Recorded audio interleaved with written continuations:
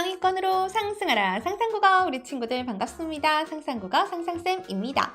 자, 이번 시간 지난 시간에 이어서 계속해서 1단원 마음을 나누며 대화해요 살펴보도록 하죠. 이번 시간에 같이 만나볼 내용은 예절을 지키며 누리소통방에서 대화하기입니다. 자, 누리소통방에서 대화를 할 때는 어떠한 점을 주의해야 할까요? 직접 만나서 얼굴을 마주대고 하는 대화가 아니기 때문에 더 주의할 점이 많다고 합니다. 자, 함께 살펴보도록 하겠습니다. 그러면 먼저 오늘의 핵심어부터 살펴봐야겠죠? 오늘의 핵심어는 그래요. 눈치챈 친구들 있을 거예요. 바로 누리소통망입니다. 누리소통망, 소셜 네트워크 서비스, SNS라고 흔히 말하는데요. 이것을 다듬은 말입니다.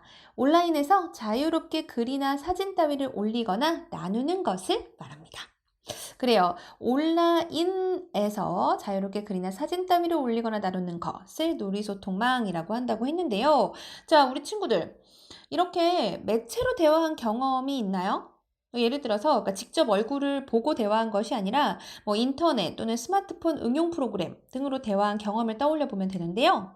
그쵸? 인터넷 카페에서 친구와 대화한 적 또는 스마트폰에 단체 대화방이 있다. 이와 같은 경우를 말할 수 있을 거예요. 자, 직접 만나서 얼굴을 보고 대화하는 게 아니라 이렇게 매체를 사용한 대화에서 좋았거나 또는 재미있었던 일 있을까요? 예를 들어서 단체 대화방에서 꼭 필요한 정보를 빨리 알 수 있어 좋았다든가, 친구와 언제든지 즐겁게 대화하는 것이 좋았다든가 하는 것들이 있을 수 있겠죠. 그런데 혹시 이렇게 매체를 사용하는 대화에서 이런 점은 좀 지켜야 할 점인데 하는 부분들이 있었나요? 좀 아쉬웠던 점. 예를 들어 나쁜 말을 하는 친구들이 있었을 때 나쁜 말을 하지 않아야겠다. 또는 자기 할 말만 하고 인사도 없이 쑥 나가는 친구가 있었는데 그래서는 안 되겠다. 이와 같은 생각들 해본 적 있을 겁니다. 자, 이렇게 이번 시간에는 예절을 지키며 누리소통방에서 대화하는 방법 알아보도록 하겠습니다. 자, 그렇다면 오늘의 개념 나갑니다. 예절을 지키며 누리소통방에서 대화하기. 말하고 싶은 내용을 정확하게 전달합니다. 이상한 말이나 줄임말을 쓰지 않습니다. 상대가 대화하고 싶은지 확인하고 말을 걸어야 합니다. 혼자서 너무 많이 말하지 않도록 합니다.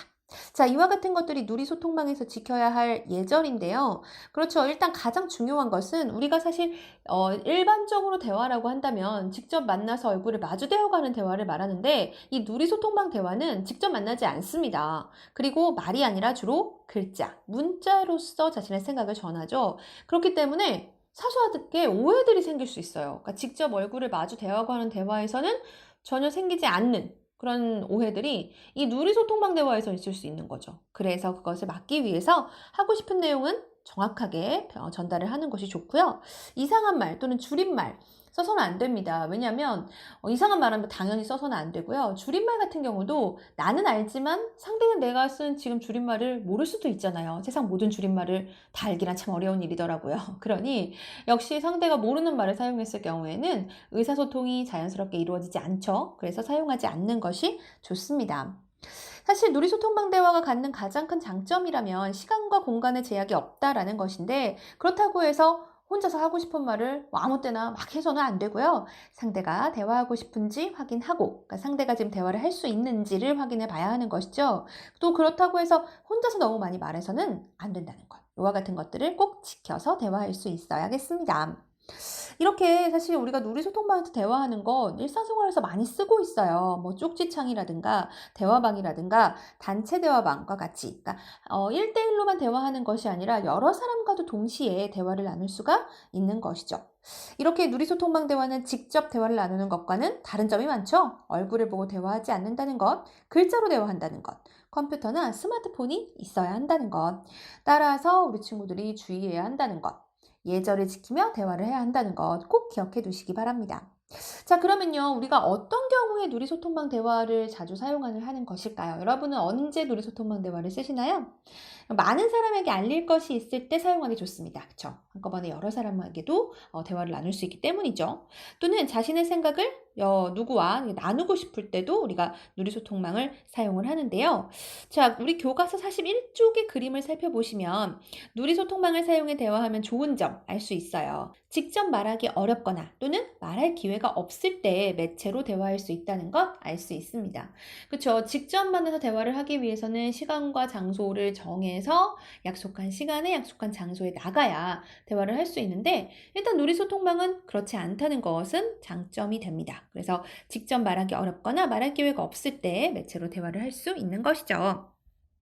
해서 누리소통방 대화가 우리 생활에 미친 좋은 영향, 친구들과 함께 이야기를 해보면 일단 좋아진 점, 이렇게 정리해 볼 수 있겠죠? 언제나 빨리 연락해 대화할 수 있다는 것, 만나지 않고도 대화할 수 있다는 것, 간편하게 편지를 보낼 수 있다는 것, 또는 급한 연락을 쉽게 할 수 있다는 것, 또는 많은 사람에게 소식을 전할 수 있다는 것. 이와 같은 것들은 누리소통방 대화로 좋아진 점이라고 우리가 정리를 해볼 수 있어요. 반면에 좋은 것만 있는 건 아니네요. 불편해진 점도 생각해 볼 수 있습니다. 예를 들어, 대화의 분위기를 알 수 없다는 것, 글자를 일일이 입력하는 것이 불편하다는 것, 얼굴을 보지 않고 대화해서 어색하다는 것 등은 불편해진 점이라고 할 수 있겠죠. 그래서 이와 같은 점들을 좀 해소하기도 하고 또 불필요하게 생길 수 있는 오해를 막기 위해서 우리가 예절을 지켜야 합니다. 자, 예절을 지키지 않은 부분 우리 교과서에서 보시면 가나다라 여러 가지 상황으로 제시한 것 살펴볼 수 있을 거예요. 그 외에도 뭐 좋지 않은 일 겪었던 경험 말해볼 수 있겠죠. 뭐 원하지 않는 대화방에 초대받아서 불편했던 적이라든가 또는 대화방에 없는 친구를 험담하는 것. 이건 굉장히 안 좋은 거죠. 또는 자신이 할 말만 하고 그냥 나가버려요. 이럴 때는 당황할 수도 있겠죠. 자, 그래요. 그래서 우리가 예절을 지키면서 누리소통망에서 대화할 수 있어야 하는데, 자, 누리소통망에서 대화할 때 어떤 점에 주의를 해야 할까? 앞에서 살펴봤던 우리 핵심 개념들, 그러니까 꼭 지켜야 될 예절들을 지킨다는 것 매우 중요하고요. 여기서 좀 더 이야기를 해보자면, 상대 말에 공감하고 싶어요. 이럴 때는 어떻게 하는 것이 좋을까? 좋다라는 표현을 하는 방법이 있습니다. 또는 추천을 하거나 또는 좋은 댓글을 다는 것 등의 방법이 있죠. 자, 그리고 자신의 생각을 전하고 싶을 때, 그러니까 친구가 쓴 글에 대해서 여러분의 생각을 전하고 싶을 때 댓글을 달거나 또는 정확한 내용을 지켜야 한다는 걸 알 수 있습니다. 자, 이 댓글을 달 때도 지켜야 할 예절이 있죠. 예를 들어서 바르고 고운 말을 쓴다는 것, 그리고 상대가 싫어하는 말을 하지 않는다는 것, 자신의 의견만 너무 강요하지 않는다는 것. 매우 중요합니다, 우리 친구들. 댓글을 달 때 바르고 고운 말 쓰고 상대가 싫어하는 말 해서는 안 되고 자신의 의견만 강요하지 않는다는 것 꼭 기억해 두시기 바랍니다. 자, 그리고요. 이 누리소통방 대화는 주로 우리가 글자, 문자를 써서 나타낸다고 했는데 우리가 사실 직접 만나서 대화할 때는 말의 내용만 중요한 것이 아니라 그 말을 할 때의 표정, 몸짓 이런 것도 굉장히 중요하죠. 바로 감정을 이와 같은 표정이나 몸짓 등으로 전달할 수 있는데 그러면 상대를 직접 만나지 않고 하는 누리소통방 대화에서는 이와 같은 감정을 이나 내 지금 마음 상태를 어떻게 전달할 수 있을까요? 그래요. 그림이나 그림말 등으로 전달을 할 수 있습니다. 근데 이때 또 그림이나 그림말을 너무 많이 사용하는 것은 좋은 방법이 아니죠. 지나치지 않게 사용하는 것이 중요합니다. 자, 그러면 누리소통망에서 공감하며 대화하는 경우에 대해서 알아보도록 할게요. 자, 우리 친구들 교과서 안에 보면 그 병원에 입원해 있는 남자아이의 상황이 있어요. 이 남자아이가 병원에 누워서 빨리 학교에 가고 싶다. 다들 어떻게 지낼까? 궁금한 생각에 누리소통망으로 연락을 하였습니다. 자, 병원에서 남자아이 어떤 기분이 든 거죠? 그래요. 선생님과 친구들이 보고 싶었던 거예요. 그래서 빨리 나와서 학교에 가고 싶어. 모두 보고 싶어요. 하고 글을 썼는데요. 자, 대답을 해준 사람들이 있습니다. 누가 대답을 해주었죠? 그래요. 선생님과 친구가 대답을 했는데, 자, 어떻게 대화했나요? 맞아요. 공감하는 말을 했습니다.